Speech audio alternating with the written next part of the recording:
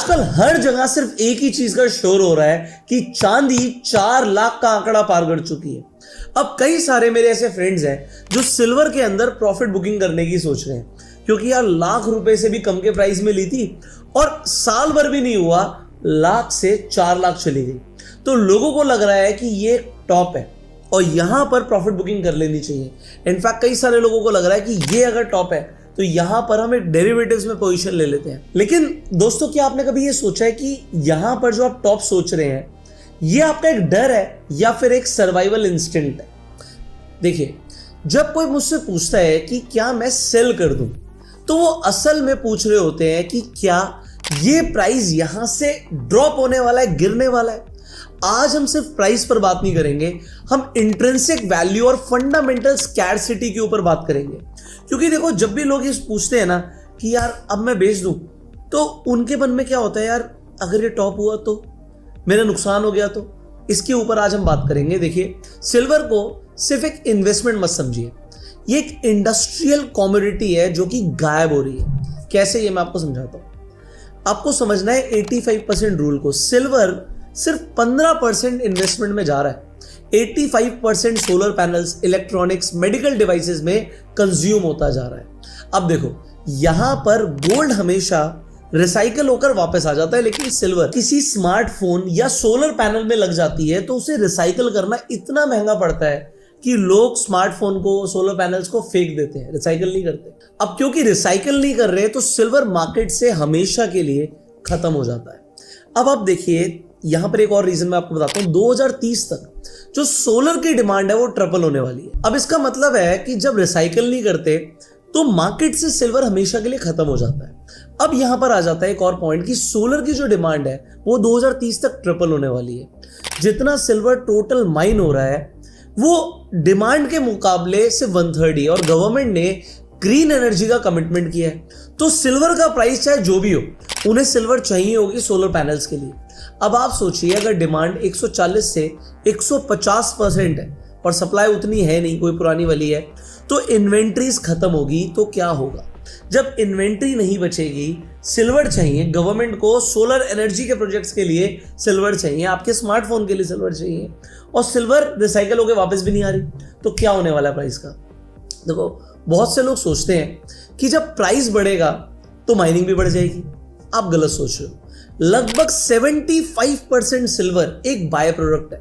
इसका मतलब है कि सिल्वर जो निकल रहा है वो अपनी खुद की माइन से नहीं, कॉपर, लेड, जिंक के साथ एज अ बाय प्रोडक्ट निकल रहा है। अब अगर कॉपर का प्राइस उतना नहीं बढ़ा तो जो माइनिंग कंपनीज है वो कॉपर की भी नई माइंस नहीं लगाएंगी, तो सिल्वर भी उतना नहीं निकलेगा। डिमांड है, बट जो सप्लाई है ना वो डिपेंडेंट है बहुत सारे फैक्टर्स पर। और एक और चीज मैं बताऊं, जब बाय प्रोडक्ट जो निकल रहा है सिल्वर का, जैसे ऐसे माइनिंग और होती जा रही है तो अब वो क्वालिटी का सिल्वर नहीं निकल रहा जो एग्जैक्टली चाहिए होता है, तो और ज्यादा रिफाइनरी करनी पड़ती है, और ज्यादा कॉस्टिंग बढ़ रही है सिल्वर को निकालने की। अब बात करते हैं उस खतरे की जो सिस्टम के अंदर छुपा है, और उस खतरे का नाम है डेरिवेटिव्स, फ्यूचर्स एंड ऑप्शंस। दुनिया में हर एक आउंस फिजिकल सिल्वर के पीछे 300 से 1000 पेपर कॉन्ट्रैक्ट्स ऑलरेडी हैं। यह सिस्टम सिर्फ तब तक चल सकता है जब तक लोग कैश में सेटल कर रहे हैं। जिस दिन लोगों ने बोला भैया फिजिकल सिल्वर दे दो, मुझे तो सिल्ली चाहिए, उस दिन ये पूरा सिस्टम कोलैप्स हो जाएगा। देखो, 2021 में भी यही हुआ था। निकल मार्केट के अंदर, जो निकल है वो भी एक मेटल है, उसके अंदर जब लेवरेज अनवाइंड हुई तो बहुत ज्यादा वॉलेटिलिटी बढ़ गई थी। तो सिल्वर के अंदर भी सेम चीज हो सकती है। अब बात करते हैं उस टूल के बारे में, उस मेथड के बारे में जो हमें ये बताता है कि सिल्वर महंगा है या गोल्ड महंगा है, और इसे हम बोलते हैं गोल्ड टू सिल्वर रेशियो। देखो, अभी मैं करंट सिचुएशन बताता हूं। अभी जो रेशियो चल रहा है वो 1:46 का चल रहा है इंटरनेशनली। देखो, ह्यूमन हिस्ट्री के अंदर ये रेशियो 1:10 से 1:15 के बीच में ही रहा है।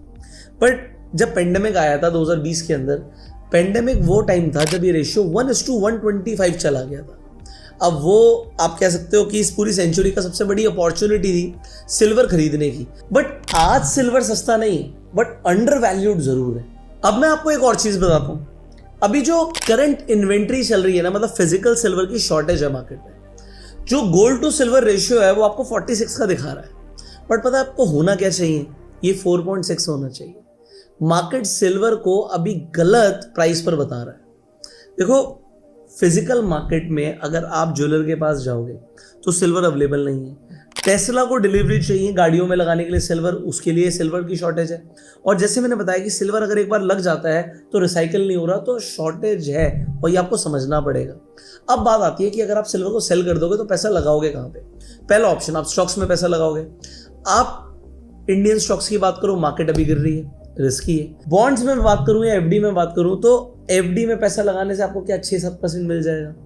बट अगर आपने बोला कि मैं बेच देता हूं, कैश आ जाएगा मेरे पास, तो कैश तो इन्फ्लेशन की वजह से हर साल परचेजिंग पावर को लूज कर रहा है। सिल्वर के पास फंडामेंटल सपोर्ट है और आपके पास कोई काउंटर पार्टी रिस्क नहीं है अगर आपके पास फिजिकल सिल्वर है तो अगर आपने सिल्वर की डिलीवरी मांग ली तो वैसे ही मार्केट के अंदर आपको पता है पेपर कॉन्ट्रैक्ट ज्यादा है।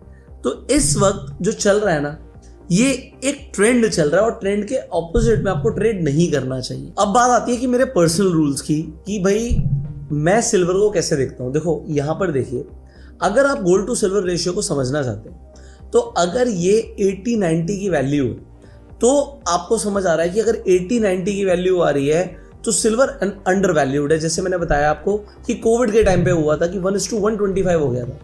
अब इतना ज्यादा जब डिफरेंस आ रहा है, इसका मतलब है कि सिल्वर ड्रास्टिकली सस्ती हो गई है, उसे खरीद लीजिए। बट उसे बेचना कब है? जब ये रेशियो की वैल्यू कम हो। अब जैसे आप देखते हो कि 40-50 की वैल्यू सजेस्ट करती है कि सिल्वर ओवर वैल्यूड है। मैं कहता हूं कम से कम ये रेशियो 1:30 हो जाना चाहिए। अगर ये रेशियो 1:30 हो रहा है, इसका मतलब है कि अब सिल्वर ओवर वैल्यूड हो चुकी है। अब आप स्विचिंग को कंसीडर कर सकते। एक चीज और है कि देखो, सिल्वर ना ज्यादा वॉलेटाइल है, तो जितनी स्पीड से ऊपर जाती है ये नीचे भी आती है, इसमें वॉलेटाइल मूवमेंट्स है। आप स्विच कर सकते हो गोल्ड के ऊपर अगर आपको एक टाइम ऐसा दिखता है कि ये रेशियो 30 के आसपास पहुंच रहा है, क्योंकि गोल्ड कम वॉलेटाइल है, वो बढ़ गया तो ऐसा नहीं है कि एक ही दिन में 20-30% गिर जाएगा। गोल्ड होल्ड कर सकता है। बट गोल्ड के अंदर भी अगर हम देखें तो एक ही दिन में आप देखिए, आज गोल्ड का जो फ्यूचर्स है वो लगभग 6% ऊपर है। इनफैक्ट जो मार्च का अगर आप कॉन्ट्रैक्ट देखोगे, ये 8% ऊपर दिखा रहा है। इतनी स्ट्रॉन्ग रैली, 8%, 6% की रिटर्न लोगों को एफडी में पूरे साल में मिलती है और ये गोल्ड ने एक दिन में दिखा दी।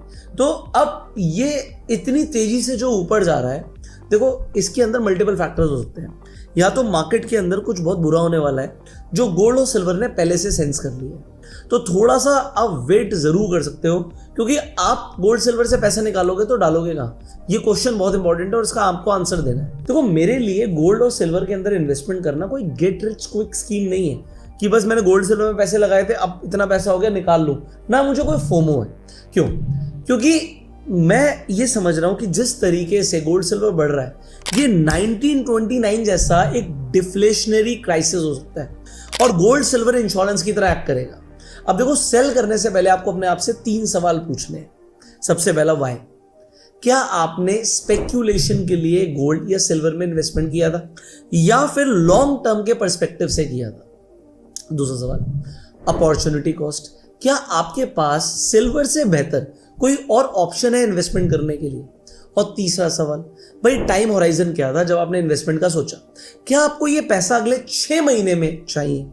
अगर आंसर है हाँ तो सेल कर दो, और अगर आप सोच रहे हो कि मैं यार 5 साल 10 साल तक वेट कर सकता हूं, तो पेशेंट रहो ना, क्योंकि पेशेंस ही वेल्थ को क्रिएट करता है। अब देखो आपका क्या प्लान है? आप सिल्वर होल्ड करने वाले हो, बेचने वाले हो, सिल्वर के ईटीएफ्स में इन्वेस्टमेंट करने वाले हो? कमेंट करके जरूर बताइएगा। देखो अगर आप गोल्ड सिल्वर में इन्वेस्टमेंट करना चाहते हो तो आप सीधा गोल्ड ईटीएफ या गोल्ड बीज इस तरीके से आप लिख सकते हो। जैसे मैं यहाँ पे गोल्ड बीज लिखता हूँ। अब देखिए, जैसे गोल्ड बढ़ा तो गोल्ड बीज का भी भाव आपको ऊपर दिख रहा है 146 रुपीज का। इसी तरीके से गोल्ड के कई सारे ईटीएफ्स हैं, जैसे गोल्ड केस, ठीक है, तो ये आपको दिख जाएगा सिर्फ और सिर्फ 27 रुपए का, ये भी 7% ऊपर है। और इसी तरीके से अगर आपको सिल्वर के ईटीएफ में इन्वेस्ट करना है, तो जैसे मैंने लिखा सिल्वर केस, तो यहां पर आपको दिख रहा है 37 रुपीज का, आप इसमें इन्वेस्टमेंट कर सकते हो। अब ये ईटीएफ के अंदर आप एसआईपी भी कर सकते हो, और उसके लिए आपको चाहिए होगा एक फ्री डीमेट अकाउंट। आपको फ्री डीमेट अकाउंट का लिंक डिस्क्रिप्शन और पिन कमेंट में मिल जाएगा। आप जाके अपना डीमेट अकाउंट खोल सकते हो। और 27 रुपये में गोल्ड और 37 रुपीज़ में सिल्वर खरीद सकते हो। इनफैक्ट आप इसमें SIP कर सकते हो। मान लो आप कहते हो 1000, 2000, 5000 रुपये की मुझे गोल्ड सिल्वर में SIP करनी है, तो आप एक बार जब आपका डीमैट अकाउंट खुल जाएगा, आपको स्क्रीन पर एडिटर दिखाएंगे कि कैसे आप गोल्ड सिल्वर में SIP भी कर सकते हैं। दूसरी चीज़, अगर आपको SIP शुरू करनी है, इनफैक्ट स्टॉक मार्केट में आपको SIP करनी है और आपको हमारी हेल्प की जरूरत है, जो स्क्रीन पर नंबर आ रहा है, इस नंबर पे आप कॉल करके जानकारी ले सकते हो। आप कॉल करके आप बात कर सकते हो अगर आपको SIP शुरू करनी है तो। अब मैं आपको बताना चाहता हूं कि अगर आप ट्रेडिंग में इंटरेस्टेड हो तो हमारी एक 5 दिन की वर्कशॉप होती है, हर महीने होती है। फरवरी की वर्कशॉप 2 फरवरी से शुरू हो रही है। रात को 8 से 10 का टाइमिंग होगा। अगर आप दिन में 2 घंटे निकाल सकते हो, 5 दिन की वर्कशॉप होगी, तो आप ट्रेडिंग के अंदर, खासकर क्रिप्टो ट्रेडिंग में ऑटोमेशन सीख सकते हो। आपकी ट्रेडिंग 24/7 होगी और इस 5 दिन की ट्रेनिंग के अंदर आपको यह समझ आएगा कि आपकी कोई भी स्ट्रैटेजी, कोई भी इंडिकेटर, कोई भी प्राइस एक्शन आप ऑटोमेट कर सकते हो, तो आपको स्क्रीन पर बैठना नहीं पड़ेगा। सो अगर आप एनरोल करना चाहते हो 5 दिन की वर्कशॉप के लिए, तो उसके लिए आपको एक रेजर पे का लिंक मिलेगा डिस्क्रिप्शन और पिन कमेंट पे। उस पर क्लिक करके आपको डिटेल भी मिल जाएगी और 500 रुपीज चार्जेस होंगे, उसे आप पे कर सकते हो। एक चीज़ मैं आपको बता दूं, अगर आप 5 दिन अटेंड करते हो तो 500 रुपये आपको रिफंड कर दिए जाते हैं बिना किसी क्वेश्चन के। तो आपकी हर दिन अटेंडेंस होगी। अगर आप आए 5 दिन तो 500 रुपीज विदाउट एनी क्वेश्चन आपको रिफंड कर दिए जाएंगे। इंपॉर्टेंट है कि अगर आप ये वर्कशॉप अटेंड करते हो तो ये जानना इंपॉर्टेंट है कि ये वर्कशॉप हर महीने होती है, महीने में एक ही बार होती है। तो अगर आप इस वीडियो को बाद में भी कभी देखें तो रेजर पे के लिंक पे क्लिक करके आप चेक कर सकते हो कि नेक्स्ट बैच कब हो रहा है। फाइनली आप इस वीडियो को लाइक करिए। क्या आप गोल्ड और सिल्वर के ETF में इन्वेस्टमेंट करते हैं? अगर हाँ तो कमेंट में यस लिखिएगा, नहीं करते तो नो लिखिएगा। और आपको क्या लगता है गोल्ड और सिल्वर कहां तक जा सकते हैं? कमेंट करके अपना ओपिनियन जरूर बताइएगा। हम आपसे मिलेंगे अगली वीडियो में। तब तक के लिए इस वीडियो को जरूर शेयर कीजिए, क्योंकि मैंने इस वीडियो में बताने की कोशिश करी है कि क्या क्या फैक्टर्स हैं जिन्हें आपको कंसीडर करना चाहिए before selling your gold and silver. So share this video, subscribe this channel, click on the bell icon. You go self-made and jai Hind.